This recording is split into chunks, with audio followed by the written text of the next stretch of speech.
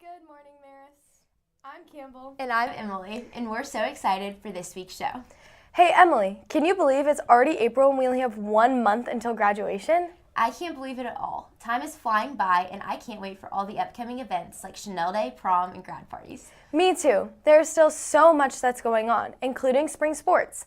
To give us an update on how each team has been doing, here's Jack with this week's sports report.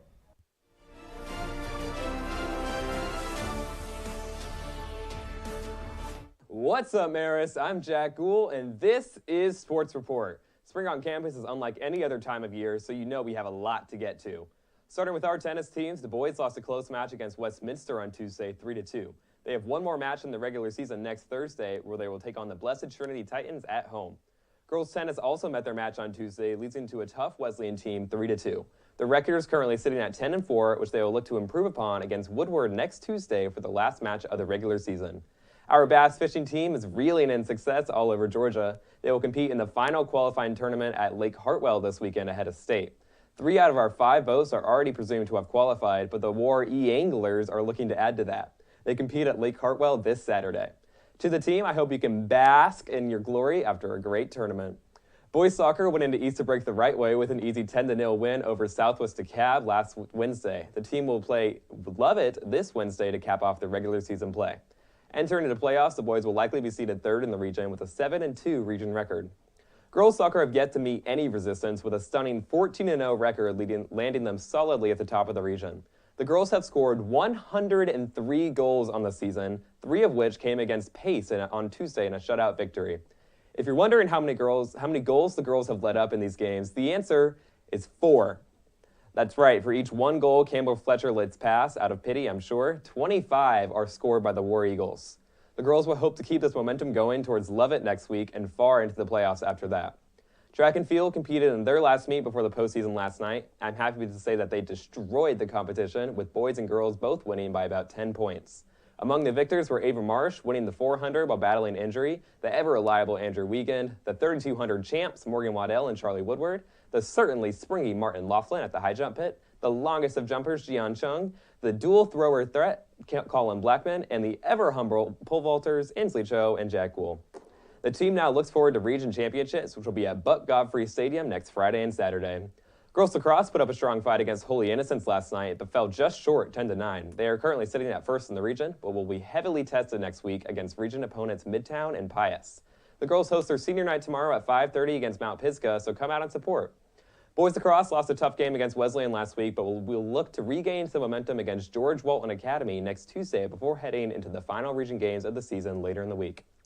Finally, over at Jerry Queen Field, some excitement is brewing. Marist Baseball split the series with Pius last week, which places Marist atop the region as long as they keep the tiebreaker, number of runs allowed, under control. They encountered no trouble against Southwest DeKalb and then came their game against Buford, the number 12 team in the country. The boys played a great game, highlighted by a huge two-out rally in the 6th inning. Hits from Connor Bach and Jack Simmons, along with a triple by Will Vassell, brought in 2 runs, enough to top the Buford rolls thanks to the lockdown pitching of Brady Berry and Roshan Bullard. The team isn't out of the woods yet, though. They face off against Hillgrove tonight and Loganville at home on Friday, both of whom are ranked in the top 15 in Georgia. Good luck to the team. It's an exciting week, as most are for Marist Athletics. Make sure to always support your friends as they absolutely dominate the competition, as is the Marist way. That's all I have for this week, Marist, but as always, I'm Jack Gould, and this has been Sports Report. Stay sporty, Marist. Thanks, Jack, and congrats to all the teams who have been killing it.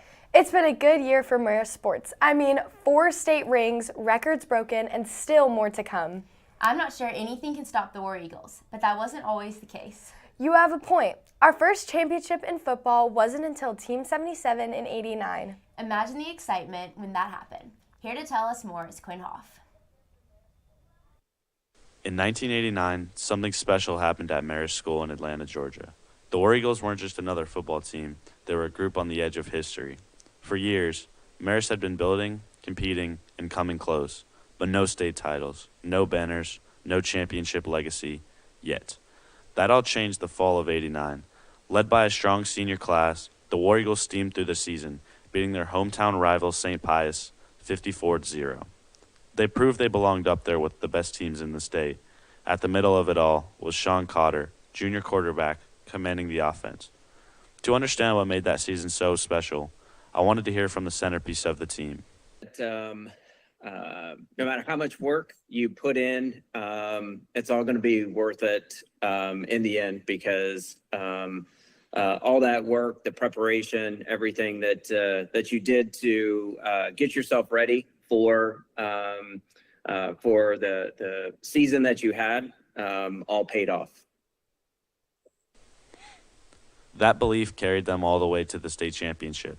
Their perseverance, courage, and sense of family. The parents were all in. I think the parents and the fans probably knew way before the boys did that this was a special team. There was so much excitement, so much electricity. All in all, this game wasn't just a win, it was rewriting of history for the Marist program. These boys proved themselves as one of the most dominating teams in Marist history, with an undefeated 15-0 overall record. What a way to rewrite history for the Marist program. A legacy created that each of these boys will remember in 30 years. Quinn Hoff, Marist News, Brookhaven.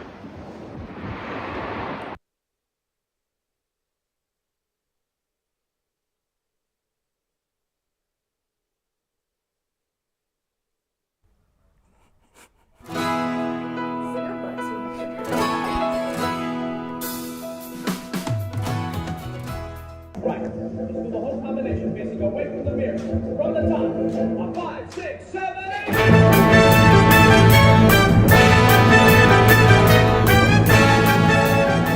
Okay, hi, my name is Anna O'Hara. I'm Hannah Hightower, I'm Ryan Aiken. and we're going to show you our favorite tricks to do in dance.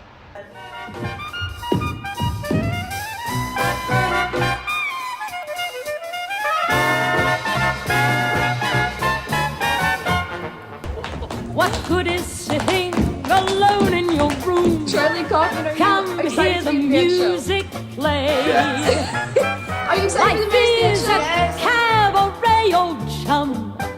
Come to the cabaret. Thanks, Anna and Ryan. We can't wait to see the show. Well, that's all for this week, Marist. Make sure to follow us on Instagram at MaristNBC. This week's poll is spring break or winter break. And birthday shout-outs go out to Jack Sullivan. Happy birthday!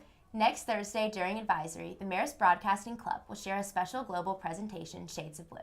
The program will feature reports from Marist students in Toulon, France, Barcelona, Spain, Dundalk, Ireland, and beyond, sharing how they live out the mission to Mary. It's the first Marist Global Television special. That's next week's NBC. I can't wait to see it. Once again, I'm Campbell. And I'm Emily. And we'll see you next time.